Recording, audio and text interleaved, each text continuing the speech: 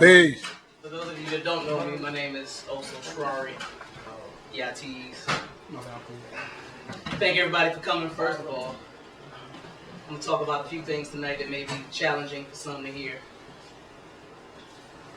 It may anger some to hear because we take things in our life personal that a lot of times we shouldn't. So I want everybody to keep an open mind. Hold your peace until the end, after I'm done with the slideshow, and I'll have a question and answer period. I'll ask for some questions. So any questions that you have, you can ask then. And also, I want everybody to formulate some questions. I want everybody in here to formulate some questions because I know I'm going to say some things that some have never heard, some may be familiar with, some, really doesn't know. But that's what it's about, asking the proper questions, and which is what all of us need to do, ask the proper questions. We too busy worrying about how much LeBron James getting paid this year. That's a dumbass question. We need to start asking the proper questions, questions that benefit us, and not, who's getting traded to who and things like that. We're not talking about football or basketball, none of that stuff in here tonight. We on real stuff of consciousness tonight. Tonight is for consciousness development. So at the end we'll have a Q&A period, and you can ask all the questions that you want. And do it while you can, because pretty soon gatherings like this are going to be illegal. I think I'm joking. Oh yeah, also at the end, on your way out, put your money in the donation box so we can continue to do stuff like this. We can continue to bring information while you sit in 80-degree temperatures and, with your feet kicked up and stuff like that. So it does cost to put your butts up in here in some chairs. So don't forget your donations in the donation box. But that being said, Ancient Gods and the Dark Side Revisited is the decreased title of this. Because it was, of course, it still is actually, but you see on the flyer, it's a long title because that's a lot of what I'm talking about. And a lot of people, I got a lot of calls when people were concerned about what are power plants. They said, what's power plants? And one guy actually thought he was talking about the nuclear power plant, Fermi 2. And he asked me, was I going to talk about Fermi 2? Power plants are plants that produce power in the person.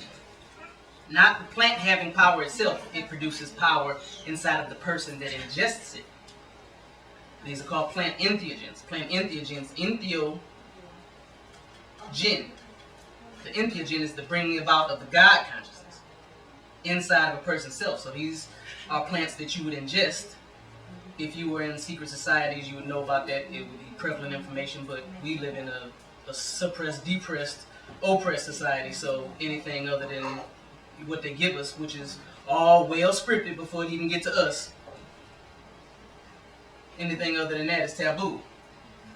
But power plants are the bringing about of the God inside of you instead of looking outside of yourself.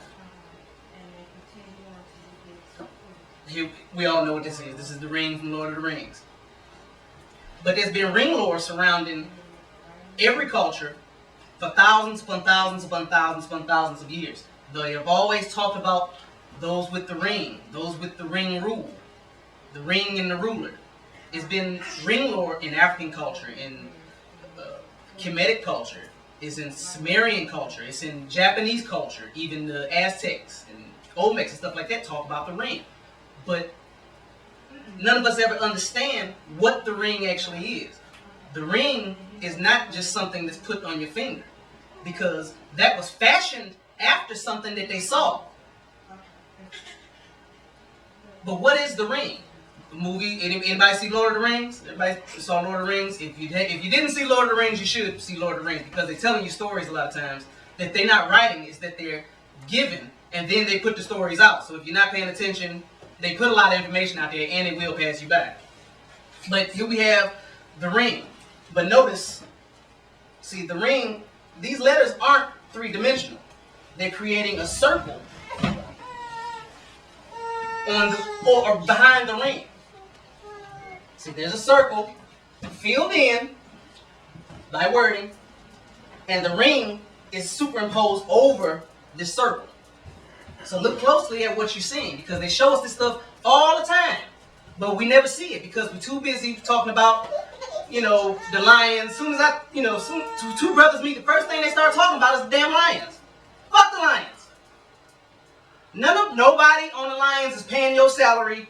Nobody on the Lions is sending you money so you can pay your DTE bill to keep your kids warm. Stop talking about the Lions and LeBron James and the rest of them. These are nonsense things that they put out on purpose for us to look at. Because why do you think there's a sports season for every year? I mean, for every season of the year, excuse me. You got the basketball season, the football season, the hockey season, and the baseball season. And they're all lined up one after another because it keeps you watching when you're not at work. While you're at work, so you can't think about nothing else. So the minute you get off work, you sit in the barbershop, you're talking sports, you watch ESPN on television. You never have time to formulate a thought of consciousness at any time because you're thinking about sports. And these are things that are really silly. Because as struggling as we are as a people, because I know doggone well, we live in Detroit, all of us got it bad right now. It ain't just some. It used to be where you could point fingers at poor people down the street. We are the poor people down the street now. The rest of the country is pointing out their finger at us. But you never have time to formulate a thought of consciousness because you're talking about it when you're not there. Two guys sitting there talking together, they don't say, why is the sky blue and where did we come from and what's our history? They don't say it because they're too busy talking about these silly ass sports. They pay guys millions upon millions upon millions of dollars a year to play with their balls, which is exactly what it is. A golf ball, a football, a baseball, a basketball. It's all balls. Pun intended. So they get paid millions upon millions of dollars a year to play with their balls. And you watch them. So what they make you? So this is the ring over a circular background or planet, as you'll see later. Because the Lords of the Ring come from a different planet. Because if you watch The Lord of the Rings, I'm not giving a lecture about The Lord of the Rings, but it's got good information in it. If you watch The Lord of the Rings, it tells one thing, but if you read the books, it's a whole different ballgame. If you read the Silmarillion, it tells how Gandalf and Sauron and Saruman, and those people came from outer space. That's how come they were powerful wizards or stuff like that. They came from space.